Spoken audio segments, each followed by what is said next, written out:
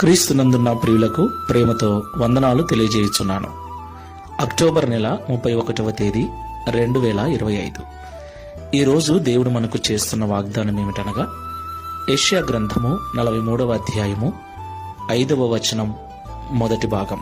భయపడకము, నేను నీకు తోడై ఉన్నాను. ఆమేన్. నా ప్రియమైన సహోదరి సహోదరులారా, ఈ లోకంలో జీవిస్తున్న మనమందరము కూడా ఆయా సమయాలలో భయపడుతూ ఉంటాం. నాకు తెలిసి భయం లేని మనిషి లోకంలో లేడనుకుంటాను. ప్రతి ఒక్కరూ కూడా ఏదో ఒక విషయమై భయపడుతూ ఉంటారు. ప్రియులారా, భయము కలిగినప్పుడు ఎవరైనా పక్కన ఉంటే బాగుంటుంది అనిపిస్తుంది. మనల్ని ధైర్యపరిచేవారు మనకు కావాలి అనిపిస్తుంది. ఈ లోకంలో ఎవరు కూడా శాశ్వతమైన వారు కారు. మనుషులందరూ కూడా ఏదో ఒక రోజు మనల్ని విడిచి వెళ్ళవలసిన వారే. కాబట్టి స్థిరమైన ధైర్యము మనుషుల ద్వారా మనకు కలగదు. అదే దేవుడు మనకు తోడుగా ఉంటే ఆయన శాశ్వతుడు, నిత్యుడు, ఎల్లప్పుడూ ఉండే దేవుడు. దేవునికి మహిమ కలుగునుగాక.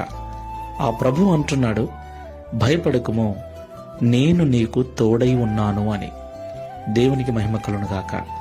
ప్రియులారా, ఈ లోకంలో ఎవరు మనతో లేకపోయినా దేవుడు మనకు తోడుగా ఉంటాడు. ఆయన మనకు కనపడడు, అంతే.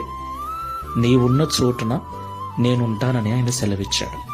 కాబట్టి కష్టం వచ్చినా, నష్టం వచ్చినా, బాధ అయినా, ఒంటరి ప్రయాణమైన, ఒంటరి జీవితమైన ఏ విషయంలో కూడా దేవుని పిల్లలు భయపడవలసిన అవసరం లేదు.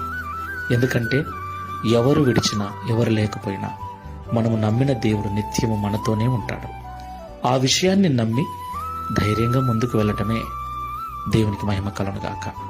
ఈ మాటల ద్వారా ధైర్యపరచబడి ప్రార్థన చేసుకుందాం. Download ShareChat.